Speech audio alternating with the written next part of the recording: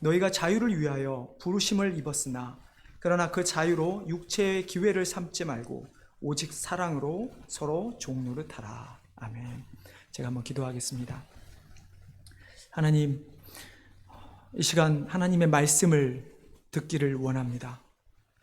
하나님 말씀 앞에 겸손히 나아가기를 원합니다. 하나님, 우리를 긍휼히 여겨주시고 우리에게 말씀하여 주셔서 그 하나님의 놀라운 그 말씀을 우리가 깨닫고 말씀대로 살아가는 온 주의 백성들 되도록 축복하여 주시옵소서. 오늘 이 시간도 우리가 비록 함께 모여 예배드리지 못하고 영상으로 예배를 드리나 그러나 우리의 마음을 잘 준비해서 이 예배가 온전히 하나님께만 영광 돌리며 또 우리가 한없는 은혜 되도록 인도하여 주시옵소서. 감사하오며 예수님의 이름으로 기도드리옵나이다. 아멘. 네, 여러분들은 하나님에 대해 혹시 어떻게 생각하십니까? 물론 우리가 하나님에 대해서 사랑의 하나님이라고 말하는 분들도 있겠지만 우리가 사랑 그러면 실은 하나님보다는 주로 예수님을 떠오르게 됩니다. 왜냐하면 예수님께서 우리를 위해 고난을 받으시고 십자가에 달려 돌아가셨기 때문에 우리는 보통 예수님에 대해서 이야기할 때 사랑의 예수님이라고 이야기를 하는 것이죠. 그러면 여러분, 하나님을 떠오르면 어떤 생각이 드십니까? 저도 어렸을 때 그런 것 같아요. 주로 좀 무서운 하나님? 네, 그런 느낌이었던 것 같아요. 특별히 구약을 읽다 보면 이스라엘 백성들이 죄를 범하면 바로 벌을 내리시는 그런 하나님 뿐만 아니라 많은 사람들이 그런 이야기를 하죠. 이스라엘 백성들만 하나님의 사람이냐, 그들만 사람이냐, 왜 그들을 대적하는 모든 다른 대적들은 가끔 씨까지 말릴 정도로 그렇게 잔인하게 죽일 수 있느냐, 이런 이야기들을 하면서 우리가 하나님에 대해서 이야기할 때는 실은 조금은 무서운 그런 하나님으로 이해할 때가 많이 있습니다. 마치 그분 앞에만 서면, 하나님 앞에만 서면 뭔가 뒤가 캥기는 듯한, 뭔가 잘못한 것을 회개해야 될 듯한 그런 느낌, 마치 남몰래 음식 먹다가 들킨 사람처럼 우리는 하나님을 그렇게 생각할 때가 많이 있다는 것이죠. 그러나 우리가 오늘 말씀을 통해서 깨닫기 원하는 것은 역시 하나님의 놀라운 사랑입니다. 하나님께서 우리를 얼마만큼 사랑하시는가, 그거에 대해서 오늘 우리가 말씀을 나눌 텐데요. 오늘 제목을 보시면 하나님의 자녀 그리고 하나님의 종이라는 제목입니다.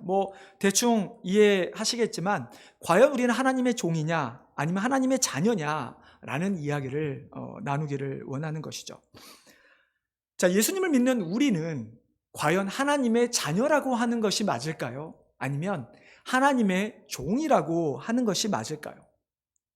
당연히 어떻게 보면 둘 다 맞기도 하고 어떻게 보면 자녀만 맞기도 하고 또 어떤 부류의 사람들, 저와 같은 목사 같은 사람들에게는 또 하나님의 종이라는 또 그런 단어가 맞아 보이기도 합니다. 여러분은 어떻게 생각하십니까? 여러분들은 하나님의 자녀입니까? 아니면 하나님의 종입니까? 우리가 우리 스스로에게 또 다른 사람이 우리에게, 우리가 혹은 다른 사람에게 하나님의 자녀입니다, 하나님의 종입니다 라고 말할 때 보면 아주 재밌는 현상을 발견할 수 있습니다. 보통 자기 스스로 자신에게 말할 때는 다른 사람에게 종처럼 아무것도 바라지 않고 일할 것을 강조할 때, 요거 좀 하십시오, 요거 좀 섬겨주세요, 요럴 때는 우리는 하나님의 종이라고 말하는 경향이 있죠. 하나님이 종이신데 요거 좀 하셔야 되지 않겠습니까? 이런 식인 거죠. 하나님의 자녀라고 말할 때는 우리가 상습적으로 죄를 짓는 우리의 부족한 죄 앞에서 하나님께서는 무조건 우리를 용서해 주셔야 하는 분으로 우리가 고백할 때 나는 하나님의 자녀이니까 하나님이 다 용서해 주실 거야 라고 자기 합리화를 할 때 주로 하나님의 자녀라는 표현을 사용하는 경우가 많다는 것입니다. 다시 말하면 본인 스스로 내가 하나님 앞에 정말 충성되게 살면서 안간힘을 쓰는 가운데 내가 하나님의 종이라고 표현하면, 물론 그것이 가식적으로 남에게 보이려고 하는 말이 아니고 진심이라면 그것은 좋은 표현이죠. 내가 정말 열심히 하면서 나는 하나님 앞에 종으로, 하나님의 종으로 살고 싶습니다. 근데 그 말을 내 자신이 아니라 누군가에게 적용한다고 한다면, 특별히 일을 시키기 위해서 적용한다면 그것은 결코 좋지 않다는 것입니다. 또 아까 말씀드렸지만 반대로 내 죄를, 하나님 자녀인 것은 맞지만 내가 정말 내 죄를 합리화할 때 왠지 내가 용서를 구하지 않으면 벌 받을 것 같고, 그러니까 또 습관적으로 죄를 짓지 않아야 되는데 죄에서 돌이켜야 되는데, 제가 지난번에 말씀을 드렸죠. 우리가 회개라고 하는 것은 단순히 하나님 용서해 주십시오가 아니라 내가 그 죄에서 나의 의지를 가지고 돌이키겠다라는 표현이 회개라고 말씀을 드렸습니다. 근데 우리가 그 죄에서 정말 나의 의지, 나의 노력을 가지고 돌이키려는 모습은 전혀 없고, 그냥 죄를 짓고 나면 뭔가 찝찝하니까 하나님 용서해 주십시오 라고만 한다면 이것은 부적절하게 사용하고 있는 모습이라는 것이죠. 근데 하지만 하나님께서 예수 그리스도를 통해 이미 용서하신 것, 우리의 죄를 이미 용서하신 것에 대해서 우리가 계속 고민하고 고통당하는 그 영혼, 한 영혼에게 정말로 하나님 앞에서 바로 살려고 하지만 그 사람이 갖고 있는 본연의 연약함, 그리고 죄성, 이런 것 때문에 살지 못하는, 올바르게 살지 못하는 그들 가운데 마음속 깊이 아파하고 애통하는 마음이 있다면 그들에게 우리는 그럼에도 불구하고 당신이 지금 죄를 짓고 있지만, 죄를 지었지만 당신의 그 안타까워하는, 정말로 회개하는 그 심령 가운데 바라보면서 우리는 그를 향해 당신은 하나님의 자녀입니다 라고 우리는 위로해 줄 수 있다는 것이죠. 이럴 때 하나님의 자녀라는 표현을 사용해야 한다는 것입니다. 근데 어떻든 우리는 보통은 결국 내가 편한 대로 하나님의 종, 어떤 때는 하나님의 자녀라고 하는 경향이 있을 수밖에 없는 것입니다. 자, 그런데 오늘 제가 말씀드리고자 하는 것은 실은 내가 하나님의 자녀냐 아니면 종이냐, 이 둘 사이에서 뭔가 하나를 결정하라고 말씀드리는 것이 결코 아닙니다. 결론부터 말씀드리자면 우리는 하나님의 자녀요, 또한 하나님의 종인 것입니다. 근데 여기서 이제 제가 나눌 뒤에 이제 말씀 중에 중요한 것은 순서입니다. 내가 하나님의 자녀가 된 것이 먼저냐, 하나님의 종이 된 것이 먼저냐. 결국은 이 순서에 따라서 우리가 하나님 앞에 구원받은 은혜, 그리고 그 칭의, 내가 하나님 앞에 의롭다한 이후에 성화되어 가는 모든 과정들이 잘못하면, 이 순서를 알지 못하면 뒤틀리기 때문입니다. 자, 오늘 본문을 보면 형제들아 너희가 자유를 위하여 부르심을 입었으나 그러나 그 자유로 육체의 기회를 삼지 말고 오직 사랑으로 종노릇하라 라고 말씀하고 있습니다. 자, 본문에서 보면 자유를 위하여 부르심을 입었다라는 이 표현은 우리가 죄에 매여 있는, 사단에 매여 있는 우리였지만 하나님께서 예수 그리스도를 통해서 우리에게 다시 자유를 주시기 위하여 주셨다는 의미입니다. 우리를 부르셔서 이제 더 이상 죄의 노예가 아니라 죄에서 자유한 자. 그러면 무슨 말입니까? 우리가 하나님의 자녀가 되었다는 그런 말씀인 것입니다. 그래서 우리가 먼저 이야기를 하기 원하는 것이 너희가 자유를 위하여 부르심을 입었다. 즉 우리가 곧 하나님의 자녀이기도 또 종이기도 하지만 순서상에 있어서 우리가 하나님의 자녀가 먼저 되었다는 사실인 것을 우리가 깨달아야 하는 것이죠. 이것을 우리는 무엇이라고 부르냐면 양자의 은혜라고 부릅니다. 양자의 은혜. 하나님의 자녀가 되었다라는 그 표현은 곧 우리가 하나님의 양자가 되었다. 하나님의 은혜로 말미암아 우리를 하나님께서 자신의 아들, 딸, 즉 자녀로 부르신다라는 것입니다. 하나님께서 죄인인 우리를 용납하셨다는 말씀입니다. 여러분, 이 하나님의 용납이라는 이 말은 정말 우리 기독교에서 우리의 살아가는 삶에 있어서 우리에게 가장 은혜가 되는 소중한 말씀이 바로 이 하나님의 용납입니다. 왜냐하면 우리는 이미 아담과 하와가 죄를 범한 이후에 우리는 죄인이 되었습니다. 하나님께서 아담과 하와에게 무엇이라고 말씀하셨습니까? 너희가 선악과를 따먹으면 반드시 정령 죽으리라. 그런데 그런 죄인인 우리를 그대로 내버려 두지 않으시고 자신의 하나뿐인 독생자 예수 그리스도를 보내주셔서 그분의 십자가의 죽으심으로 그 보혈의 피로 말미암아 우리의 죄를 더 이상 보지 않으시고 우리를 하나님의 양자로, 자녀로 삼으셨다는 것이 바로 이 하나님의 용납입니다. 그렇기 때문에 이 하나님의 용납함에 있어서는 결코 우리의 선함이 들어갈 수가 없는 것입니다. 그냥 우리가 죄인 되었을 때에 하나님께서 우리를 의인으로 부르셨다라는 그 표현처럼 우리가 죽었던 자들을 하나님께서 그래, 내가 너희를 더 이상 죽은 자 가운데 내버려 두지 않고 내가 너희를 나의 자녀로 삼겠다. 비록 죄인이라 할지라도 너희가 거룩해야 되는데 거룩하지 못한 것 그것조차도 내가 용납하겠다 라고 말씀하는 것이죠. 여러분, 그렇다면 하나님께서 왜 우리를 양자 삼으셨을까요? 그것은 우리를 거룩하게 하기 위해 삼으셨습니다.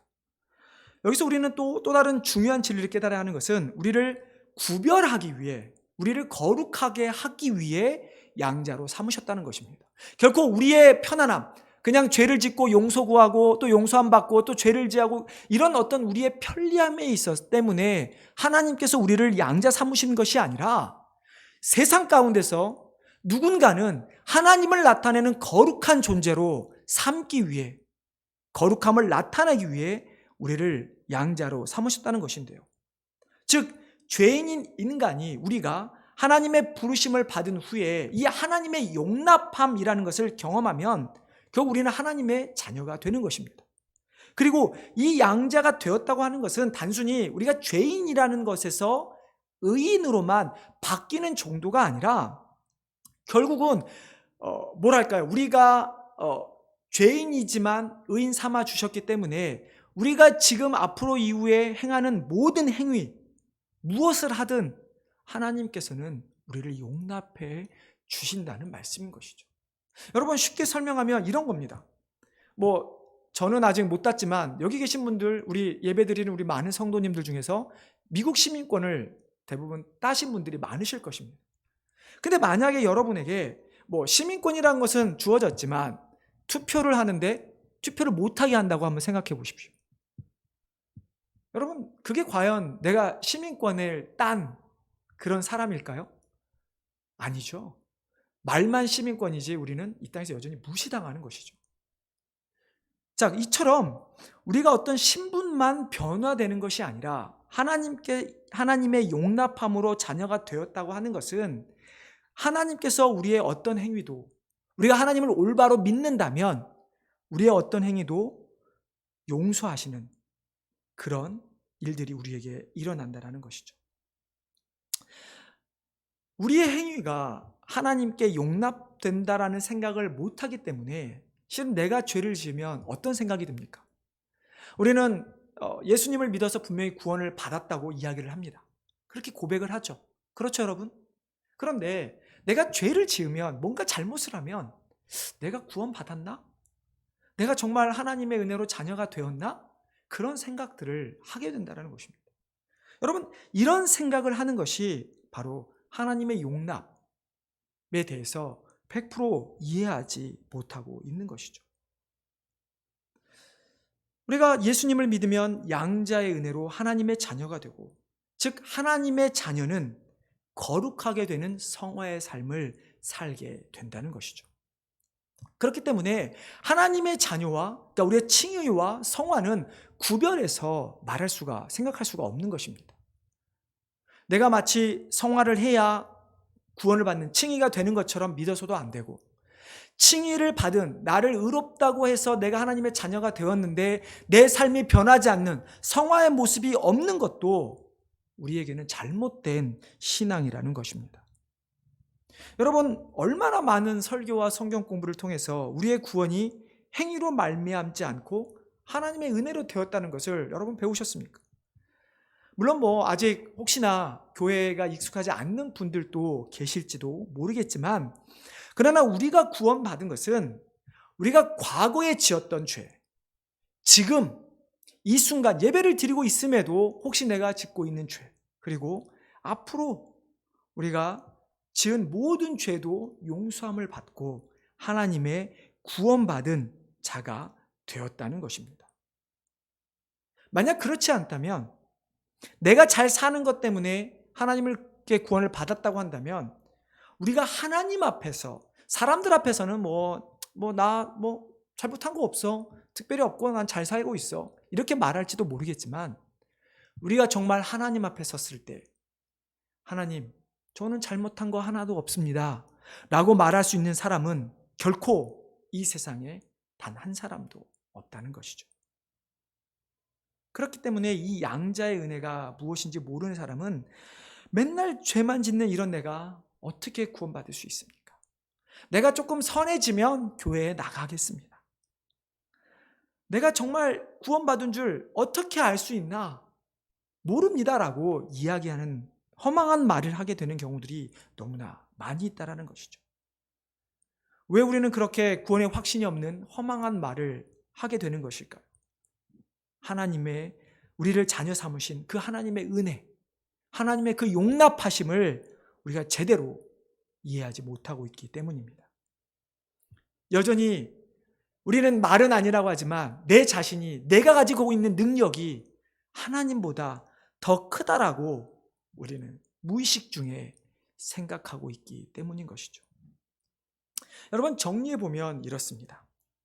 우리가 양자의 영을 받아 하나님의 자녀가 되었고, 이 구원은 우리의 과거와 현재, 미래 모든 삶을 거룩하게 하시는 하나님의 은혜의 역사가 있기 때문에 우리의 행위의 면을 보아서 그 사람이 구원받았는가, 받지 못했는가를 따지는 것이 아니라 의롭게 되고 양자가 된 은혜를 받은 결과, 하나님의 은혜를 받은 결과 우리가 거룩한 삶을 살 수 있게 된다는 것입니다. 결국 우리가 거룩하게 살 수 있게 되는 것은 내 힘이 아니라 그것도 하나님의 은혜로 가능하게 된다는 말씀입니다. 여러분, 이런 이야기가 있습니다. 어린 자녀들과 함께 숲속 골짜기에서 야영하던 어느 부모가 자신의 아이들에게 훈계했던 내용입니다. 뭐라고 했냐면, 너희가 길을 잃었을 때 첫 번째로 해야 할 일은 헤매지 말고 그 자리에 그대로 앉아 있는 것이다. 그리고 원한다면 노래를 부르거나 막대기로 주변에 돌이나 나무를 쳐서 소리를 내라. 다시 말하지만 절대로 움직이지 말아라. 그러면 엄마 아빠가 끝끝내 너희를 찾아갈 것이다. 여러분, 무슨 말입니까?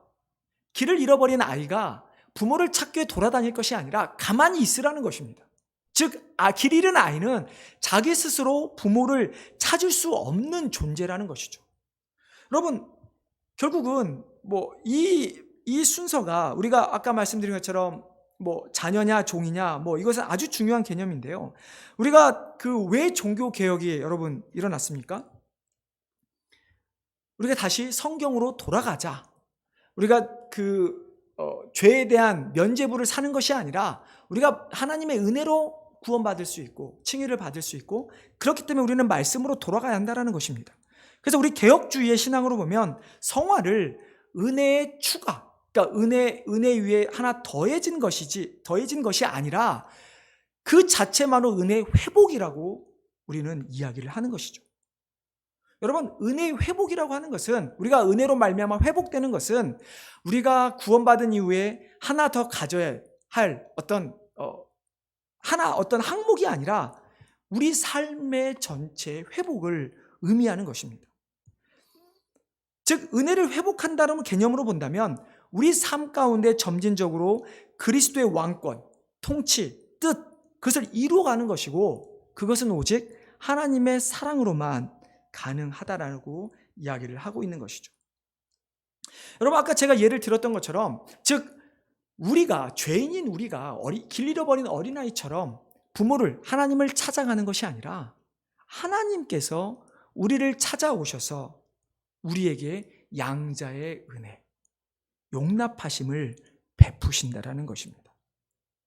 만약 이런 하나님의 은혜를 단순히 우리의 삶에 있어서 구원받은 자의 삶에 있어서 추가적인 개념으로만 이해한다면 없어도 되는 것이죠. 내가 구원을 받았는데 뭐 굳이 은혜대로 이 땅에서 거룩한 삶을 살아갈 이유가 무엇이 있습니까? 그러니까 가끔 우리가 그런 말을 하죠. 이렇게 몸이 정말 아프셔서 죽기 직전에 회심하고 소천하시는 분들이 종종 있습니다. 꼭 그런 분들을 예를 들면서 뭐 그냥 막 살다가 나도 죽기 전에 고백하면 되지 라고 하는 분들이 있습니다. 여러분, 이것이 하나님의 은혜를 제대로 이해하지 못하는 것입니다. 하나님의 자녀를 제대로 이해하지 못하는 것이죠. 우리가 이 땅에서 거룩하게 살고 하나님의 은혜로 말미암아 계속 변화된 삶을 사는 것, 그것이 하나님께서 우리에게 주시는 축복일진데 우리는 그것을 놓치는 것입니다. 그래서 은혜를 추가의 개념으로 이해하는 사람들은 성화를 통한 칭의를 강조할 수밖에 없는 것입니다. 내가 변화야만 하나님께 구원받을 수 있다라는 생각인 것이죠. 그러나 여러분, 진정한 구원은 성화를 통한 칭의가 아니라 칭의 후에 성화가 이루어져야 하는 것입니다.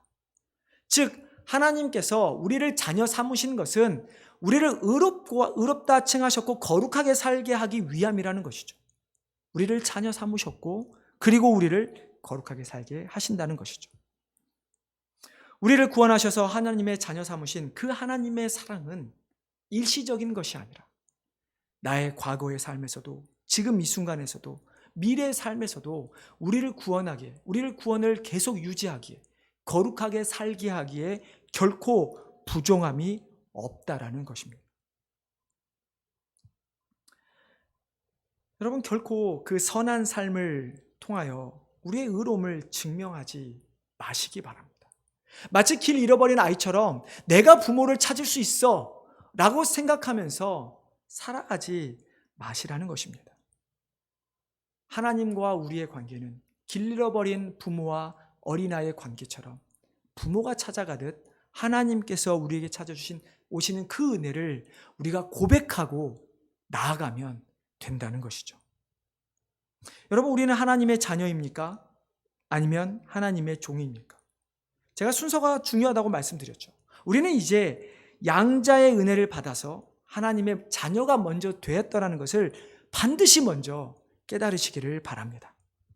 그리고 본문은 또 후반에 이렇게 이야기하죠. 그러나 그 자유로, 그러니까 하나님께서 우리를 부르셔서 자유자로 삼으셨는데 그 자유로 육체의 기회를 삼지 말고 오직 사랑으로 서로 종노릇하라.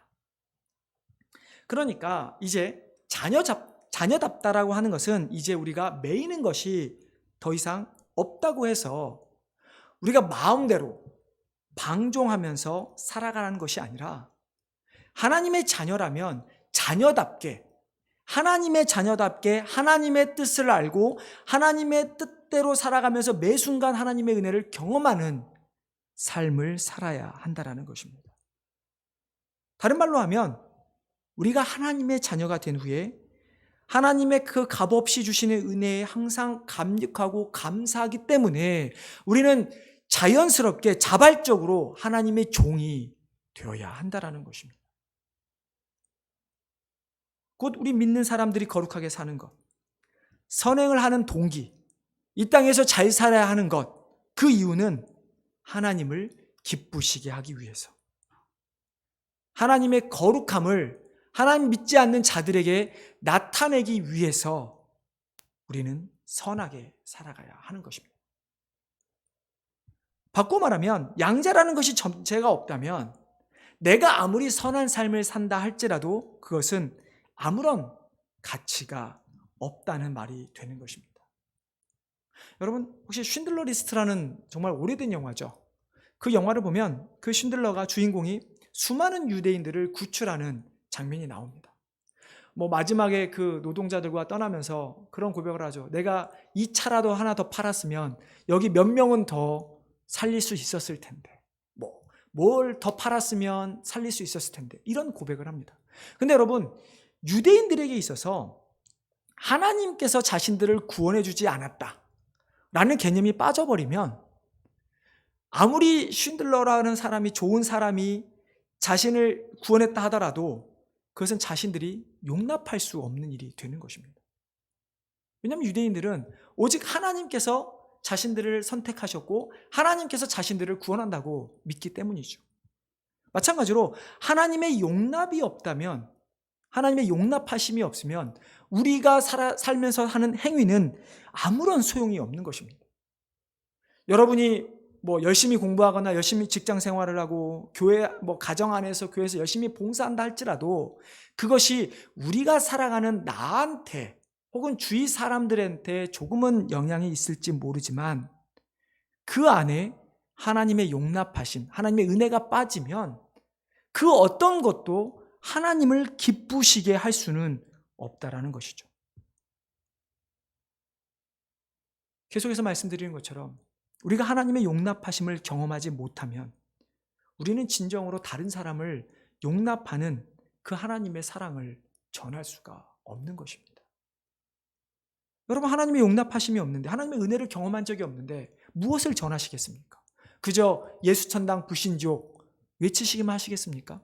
여러분, 한국에서 예수천당 불신족이라고 외치는 사람들도 하나님의 그 은혜, 용납하심을 경험했기 때문에 사람들 앞에서 그렇게 외치는 것이고, 그것 때문에 많은 사람들이 하나님 앞에 돌아오는 역사가 있었다는 것입니다. 그들 가운데 하나님의 용납하심을 경험하지 못했다면, 여러분 경험하지 못했는데 여러분 길거리에 나가서 외치실 수 있으시겠습니까? 소위 세상 말로 쪽팔려서 절대 할 수 없습니다. 근데 내가 하나님의 은혜를 경험하면 사람 앞에서, 누군가 앞에서 하나님을 전하는 것이 더 이상 창피한 일이 되지 않는다는 것입니다. 이것을 우리는 무엇이라고 하냐면 아까 말씀드린 것처럼 양자 후의 선행인 것입니다. 내가 하나님의 자녀가 됐고 하나님의 자녀가 되었기 때문에 이제 하나님의 종으로서 선한 일을 행하게 되는 것이죠. 우리 삶 가운데 어떤 말씀이나 찬양, 기도, 예배 이런 삶이 너무나 형편없고 형식적이고 생기가 없다면 우리는 진짜 한번 고민해 봐야 합니다. 여러분이 지금 예배를 드리시고 계시지만 지금 이 순간에도 내가 하나님의 은혜를 경험하지 못하고 그냥 또 똑같은 이야기라고 생각하신다면 여전히 우리는 하나님의 은혜를 경험하지 못하고 있는 것이죠. 아니, 느끼고 있지 못하고 있는 것입니다. 그래서 우리에게는 그 하나님의 양자 사무심을 정말 먼저 깨닫고 그 이후에 우리는 하나님의 종으로서 우리가 그것을 육체의 기회, 즉 자유를 얻었기 때문에 내 마음대로 살아간다는 방종이 아니라 정말 하나님의 사랑으로 말미암아 서로 종노릇하는 하나님의 종이 되어야 하는 것입니다. 여러분, 어떤 한 사람의 이야기를 드리고자 합니다. 어떤 분이 딸아이가 태어났는데 정확히 원인은 알 수 없지만 뇌 기능에 문제가 있었습니다. 그래서 육체적으로도 성장이 더디고 정신적으로도 성장이 더딘 그런 아이였습니다. 물론 부모들은 이 아이가 커감에 따라서 좋아질 거라고 기대하면서 정말로 아이에게 최선을 다했습니다. 근데 아이가 전혀 변화가 없는 거예요. 그래서 안타까워했던 이 주위의 사람들이 이 부부에게, 이 엄마에게 다른 아이를 하나 더 낳아봐라. 그러면 혹시 그 아이 때문에 새로운 기대가 생길 수 있을 거다라고 이렇게 이야기를 하는 것이었죠. 이때 그 엄마가 이렇게 이야기합니다. 절대로 그럴 수 없습니다. 이 아이를 포기한다는 것이 다른 사람들 생각처럼 그렇게 쉬운 것이 아닙니다. 나는 이 아이를 위해 몇 번이나 직접 나의 피를 토했습니다. 때론 머릿속에서 차라리 포기해야 하지 않은 결단을 내려보는 적도 있지만 나의 가슴이, 나의 본능이, 나의 피가 그것을 용납하지 않습니다. 나의 피가 그것을 용납하지 않는다. 나의 가슴이, 나의 본능이, 여러분 누가 떠오르십니까? 바로 예수님께서 우리에게 보여주신 그 사랑입니다.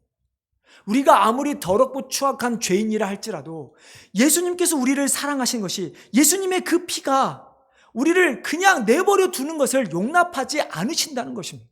여러분, 이것이 하나님의 사랑입니다. 하나님의 사랑은 그냥 우리를 보면서, 간을 보면서 얘는 구원해야지, 얘는 구원하지 말아야지가 아니라 독생자 아들을 죽이시기까지 우리가 죽어 없어지도록 결코 내버려 두지 않는다는 것입니다. 여러분, 부모도 자기 자식이 아프면 그렇게 눈물로 기도하며 애쓰며 최선을 다하는데, 예수님께서 십자가에 돌아가셨던 그 상황, 그 마음은 어떠셨을까요? 하나님께서 예수 그리스도를 보내주셨던 그 마음은 정말 어땠을까요? 우리를 사랑하지 않으신데 독생자를 보내주실 수 있으셨을까요? 나의 가슴이, 나의 본능이, 나의 피가 그것을 용납하지 못한다. 그러면 이 말씀을 꼭 기억하시길 바랍니다. 내가 힘들고 어렵고 무너질 때마다, 지금 아무리 코로나 때문에 어려운 상황이지만 이 상황에서도 하나님은 결코 우리를 그냥 이 세상 가운데 내버려 두지 않는다는 것입니다. 오늘 우리 장로님께서도 기도하실 때 정말 이 좋은 봄날에 우리가 다 같이 모여서 예배를 해야 되는데, 눈에 보이지 않는 그 바이러스 때문에 우리가 하지 못하는 것이 마치 우리가 버려진 것처럼 여러분 느끼실지 모르겠지만 결코 그렇지 않다라는 것입니다. 장로님의 기도처럼 우리는 여전히 하나님의 보호하심을 받고 있는 것이고, 우리는 하나님의 계획 안에서 지금 이 순간 영상으로라도 예배를 드리고, 또 언젠가 함께 모여 할 그날을 우리는 소망하게 되는 것입니다. 여러분, 정말 힘들고 어려울 때마다 양자의 은혜를, 하나님의 용납하심을 반드시 기억하는 성도님 되시기를 바랍니다. 하나님의 자녀로 살 것인가? 하나님의 종으로 살 것인가? 나는 하나님의 자녀인가? 하나님의 종인가? 율법의 멍에에 매인 사람들은 주인으로부터 매일 일정한 일을 하도록 명령받는 종과 같습니다. 내가 오늘 이 율법을 지켜야지. 아, 그래, 내가 이거 지켰으니까 하나님께서 나한테 칭찬해 주실 거야. 내가 이것을 지키지 못했으니까 나는 하나님께 벌 받을 거야. 내가 지키지 못했는데 어떻게 하나님께 나아갈 수 있지? 라고 생각하는 것입니다. 그러나 아버지로부터 너그럽고 솔직한 대우를 받는 아들은 내가 부족하다 할지라도, 내가 불완전하다 할지라도 하나님 앞에 나아가는 것을 결코 주저하지 않는다는 것입니다. 여러분, 탕자의 비유를 기억하실 것입니다. 그 둘째 아들, 아버지의 가산을 받아서 외국에 나가 다 탕진했던 그 아들, 만약에 그 아들이 정말 그 아버지의 사랑을 모른다면 여러분, 아버지한테 돌아갈 수 있었을까요? 저는 솔직히 못했을 거라고 생각을 합니다.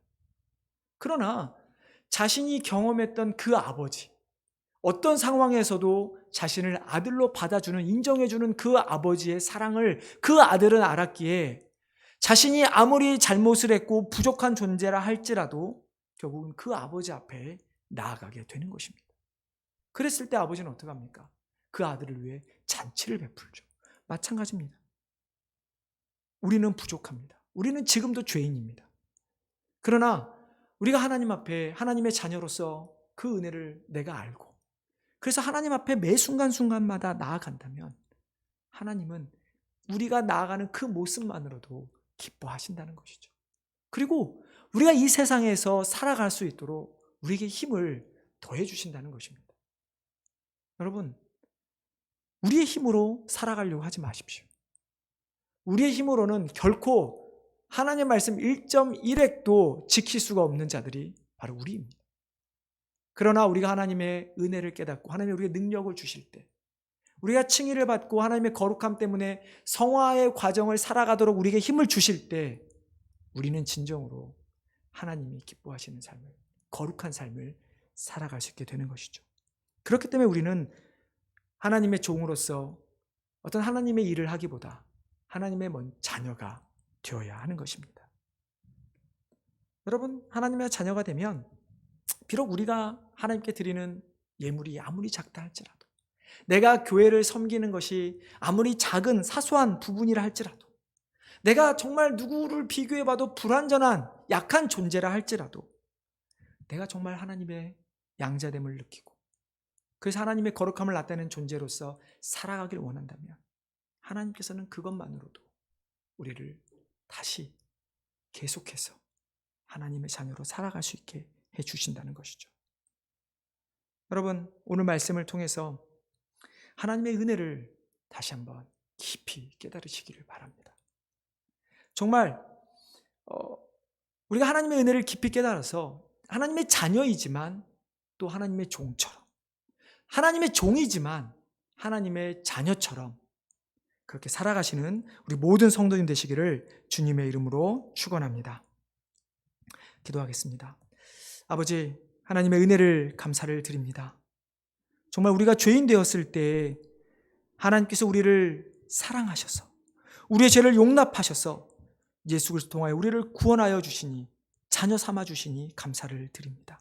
하나님, 정말 우리가 이 땅에서 무엇을 해서 하나님의 은혜를 받아 구원받은 자들이 아니라 전적인 하나님의 은혜임을 우리가 깨닫게 하여 주시고, 그렇기 때문에 내가 하나님의 자녀가 되었다면 이제부터 하나님의 자녀로 또 하나님의 종으로 살아가는 우리 모두가 되도록 은혜 내려 주시옵소서. 감사하며 예수님의 이름으로 기도드리옵나이다. 아멘.